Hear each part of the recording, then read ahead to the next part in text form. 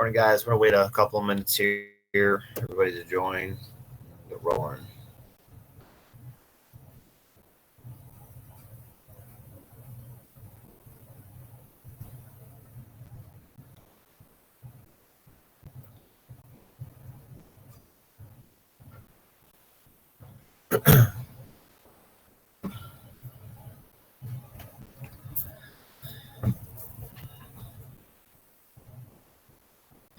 Morning, everybody. Happy Friday. I'm going to start checking you guys in. So give me a second here. Sam, Josh, Johnny, Raphael, David, Braylon, Rose, Jacob, Gabe, Teresa, Victor, Derek, Gal, Laydig, Edgar, David, Lena, Bart, Mike, Natalie, Jacob, Charles, Boston, Roy.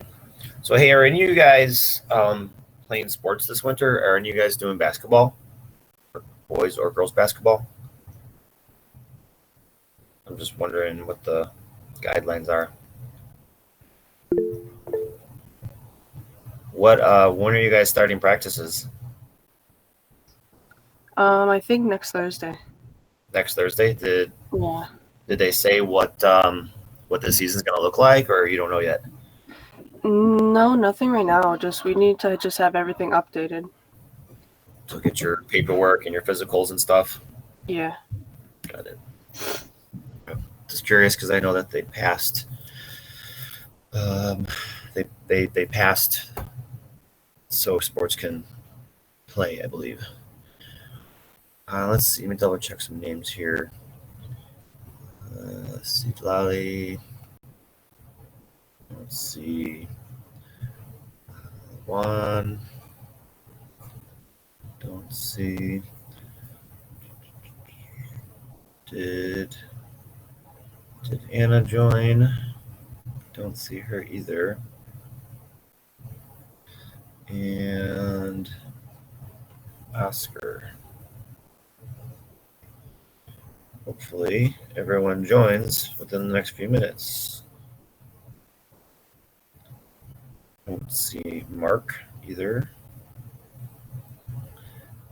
Or Mike. So 1, 2, 3, 4, 5, 6. So hopefully some people will be joining us here in the next few minutes. There's Mike. What we're going to do today, guys, is we're going to finish up our chapter. Just this one small section, and then I want to look at some of the questions from our video from yesterday. So when we get to that, maybe you can pull out your video worksheet. You should have it in your drive. If you worked on it, it should be in your drive somewhere. But first, before we get to that, I want to just finish up the chapters, one small section, and then what we'll do is we'll look at the homework, and that's it. And then we'll move on. So next week we're going to probably start a new chapter, either on drugs or like tobacco / like vaping, and we'll see. I'll have a better idea of when we're going to have like a quiz or a test also by next week. So let me shoot you guys my screen.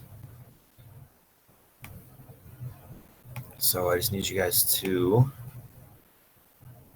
follow along.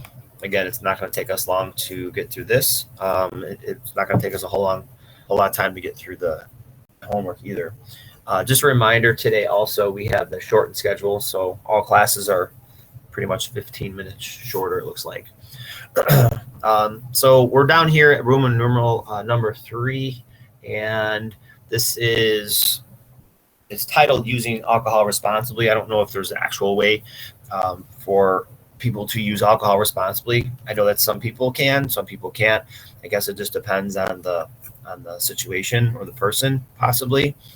Um, in the video, there was a question, I think number 4, that we'll look at, and it was giving you some suggestions on how to say no. So we're going to look at that in a minute, but you'd be surprised that when a person says no, that most people are not going to be hounding that person like to drink alcohol. So if someone's a non-drinker, if people know you're a non-drinker, they're more concerned about themselves and their situation than other people. So, if you're in a scenario where, you're going to be confronted with alcohol or drugs or whatever it is, and people, they know you're a non-drinker, it's usually a non-issue. Okay. But if you're not so sure about it, then it kind of opens up the door where a person might pressure you a little bit more. Okay. When it comes to drinking, it says controlling the amount you drink. So this might be like later on in life when you are of legal age, when you're 21, and maybe you've experimented or dabbled in, trying beverages. Unfortunately, for some people, it's trial and error to figure out like what a certain number is. That is a number that you can like control, where you don't lose control of your thoughts and your body functions and so on. So again, that's kind of like through trial and error as you grow, as you get older, and you kind of experiment with it. But what I wanted to look at was down at the bottom, and this is more or less for a person who is looking to get help. And I mentioned this before. The one key factor to getting help is the person has to admit that they are an alcoholic or they are a drug abuser. Otherwise, they're not even allowed into those facilities. Okay, the person has to like verbally say, I am an alcoholic and I need help. Once they admit the problem, then there's steps that are put into place. So entering a rehab facility, one of the first things they do is they put you through detox. Well, first there's a whole bunch of kind of like nuts and bolts types of things that they do. Like, they go through all your stuff. They make sure you're not sneaking in alcohol or making sure you're not, bringing in drugs, stuff like that. But one of the first things they do is they put you through what's called detox. And detox is where they take the drug away. You are going to physically go through withdrawal symptoms, which can be very, very severe. That's why you are in a hospital with nurses and doctors to make sure that you don't have any type of like serious reaction to the withdrawal symptoms. So what they do is, again, they kind of break you down physically, and they break you down psychologically. And then what they do is they try to build you back up. So detox can last 5 days. It could last 14 days. It just depends on the person. Again, detox is it's a very strenuous, it's a very mentally, physically exhausting scenario for a person. Just imagine you are addicted to something and then it's taken away. Your body goes into almost like a shock. Once you get through detox, this is when you're kind of entering the rehab phase. And that's where you learn to live your life without the drug. Okay, so there's all these different steps that you have to go through. So now once you are in rehab, there are facilities that a person can live if they feel like they can't function outside of the hospital, or they could enter one of these programs over here. So in the parentheses, we have AA. Does anyone know what AA stands for?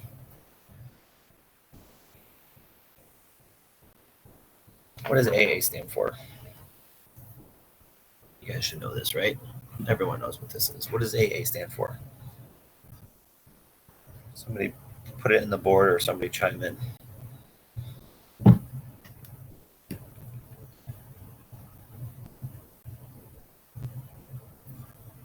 What does AA stand for, guys? It's a group, guys. You've seen it on TV where somebody stands up and they say something. I know somebody knows. Just plug it in the board, the message board. It's a support group, first of all. Yes, thank you. Yeah. Awesome, thanks. Alcoholics Anonymous. This is for the recovering alcoholic. So this is part of the rehab.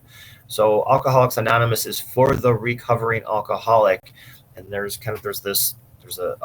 program. There's like a 12-step program that the individual has to go through.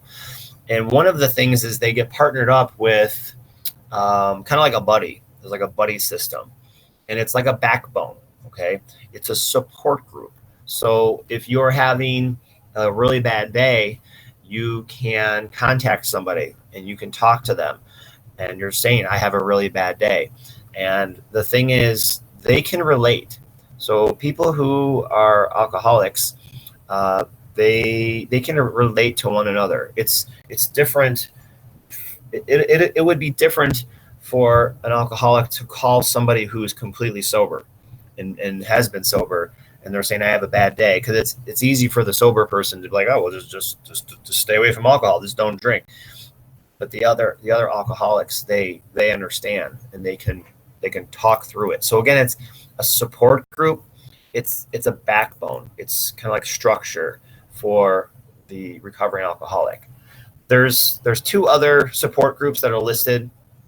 One is called Al-Anon, and one is called Alateen. So Al-Anon is for family members who live with alcoholics. So if like one of you had a alcoholic in your life, in your family, again, it's a support group. So you would probably, and again, you can meet at, there's health centers, sometimes health facilities, sometimes it's at a school, maybe even like a church. They might meet and have these support groups where you go and you are listening to people in similar situations than you are, because they are living with the alcoholic.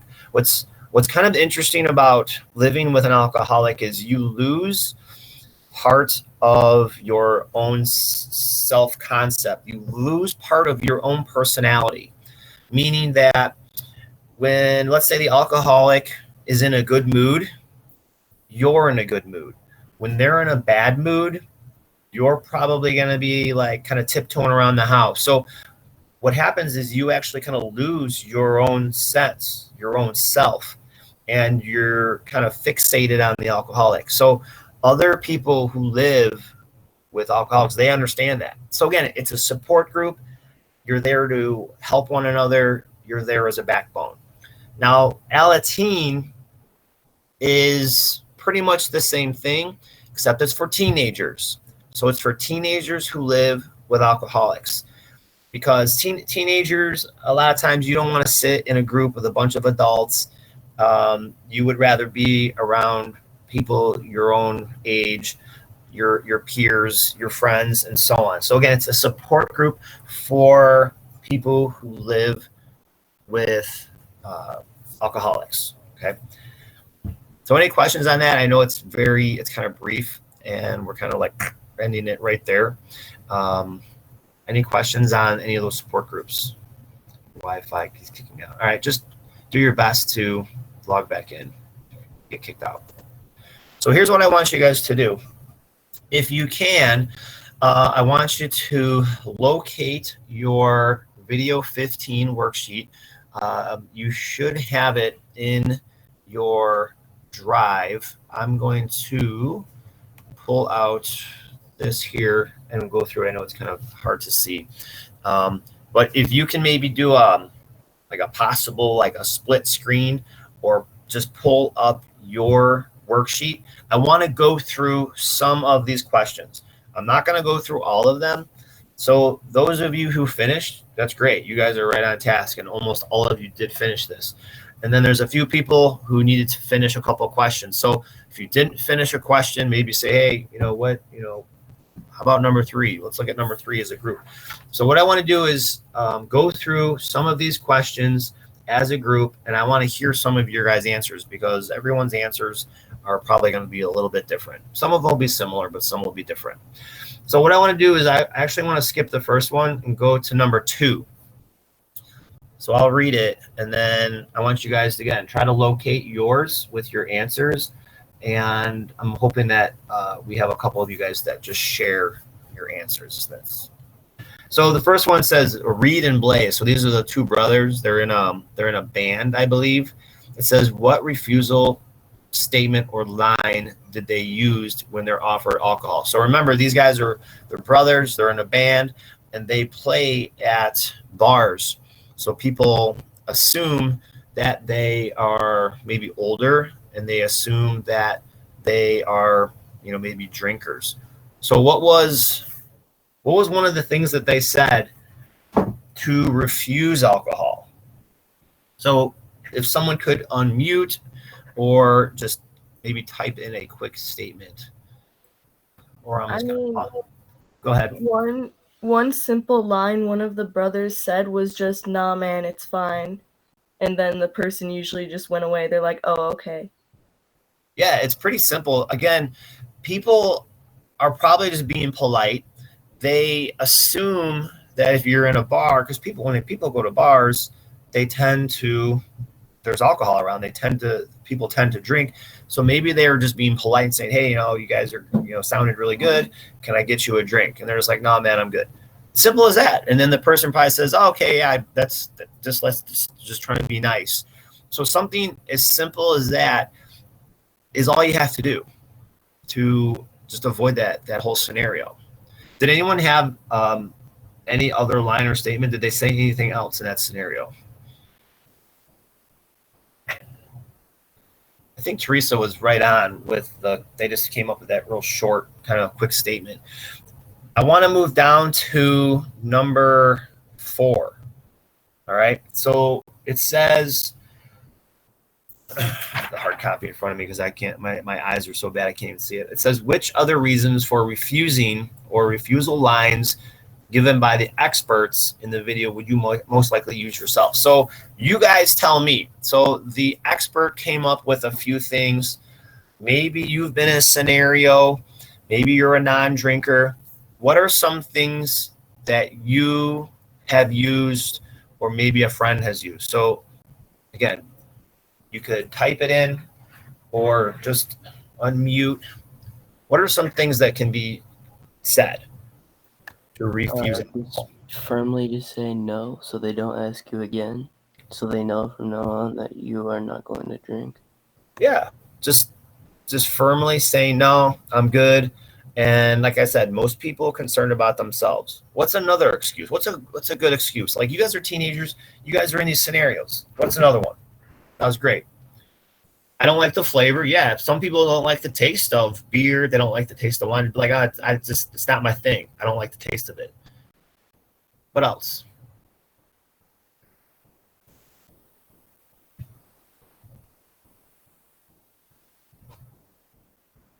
Like, what else can you blame anybody, or can you use another excuse? I mean, you could use your parents as an excuse. Like, even if you have parents that won't be mad at you for that stuff, you could still say, oh, my parents are going to kill me if they see me drunk, so I don't want to drink. Yeah. I mean, you could just you could say to your friends, like, you guys know my parents. When I get home, they're in my face. If they know that I've been drinking, they're going to ground me. They're going to take my phone away. They're going to take my car away. I won't be able to play sports. And that's another one. Does anyone play sports? You could use sports. You could use work. Be like, you know what? I'm on basketball or I'm on wrestling and I got early practice tomorrow. So, I'm taking the night off. And people will be like, oh yeah, that's cool, because they know you play basketball or they know that you're on cheerleading. So you could use work. You can use school. You can use your parents as an excuse to avoid those situations. Does anyone have any other type of refusal skill or line? I think one of them said, like, you can ignore them. Like, just don't say anything. Just walk away. just ignore them. Just don't even say anything to them. That would be very. I'm wondering how that would go over. But yeah, you could just ignore them. You could just stare at them blankly and just turn away slowly or something, like a zombie. But yeah, that's possible as well. I know I had some friends growing up when we were in college. Like my one friend, he didn't drink, and when people found out, they didn't care. They actually knew, like, oh, he doesn't drink, so you just don't even bother. People don't care, to be honest. A lot of times they're just being polite, or they're just worried about themselves. Okay, but the thing is, you kind of have to have a game plan. You have to have a little bit of a game plan. You know, someone says something, I'm gonna say, yeah, I got basketball, or my parents are really mean and they're really strict. Whatever you're comfortable with. Okay, whatever you're comfortable with. All right, let's flip it over to the other side. Well, actually, I got a piece of paper, so I'm gonna flip mine over. We'll look at a couple more, and then I'm gonna get you guys out of here. Let's see. I wanted to look at. Let's see. What age do you think? So, what age? So, number 5. So, number 5, it says, what age do you think we should start learning about this stuff? Refusal skills. Do you think it should be like elementary, junior high, high school? When do we start teaching this stuff? To be honest, once you get in like middle school or even like 6th grade elementary, it's useful. Yeah. I feel like I'm one of those people who just like never say no. So, it'll be useful. It should be, yeah. I think the earlier you start, the better. But I mean, I have kids that are in 3rd and 5th grade, and right now they're so innocent. I don't think right now. I think you're on the right track, kind of like 6th, 7th. What do you guys think? Do you think junior high?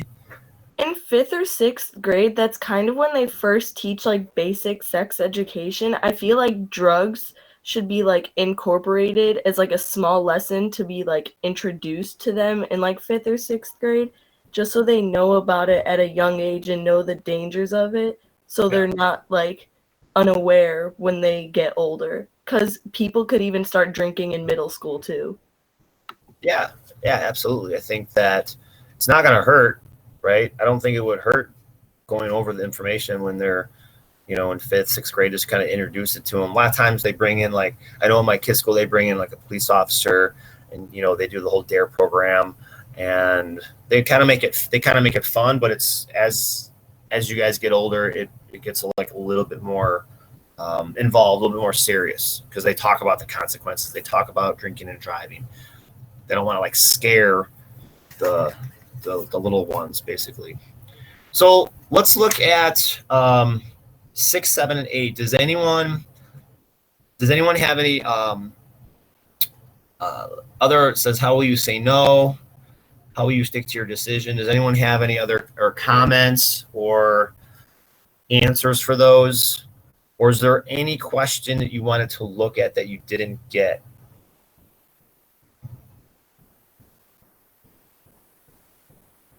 So here's what I want you guys to do. If you completed the assignment, that's great. I'm going to check those in. I'm going to look those over. I'm going to plug them into the grade book. If you did not complete this, make sure you complete this today, because I'm going to start plugging in the scores. Okay. On Monday, like I said, we're going to start going over a new chapter, probably on tobacco, maybe other drugs. I don't know. I'll just flip a coin and see what happens with that. Other than that, remember that shorter schedule today. We got like 5 minutes, but I'm going to let you guys get out of here a few minutes early. Does anyone have any questions or comments? If not, there's no homework. Make sure you guys get your assignments in. I will see you on Monday. Have a great weekend. Get your shovels ready, people, because it's going to snow again. Bye, guys. Have a nice weekend. Have a Bye. great Have a good weekend, guys. weekend. See you.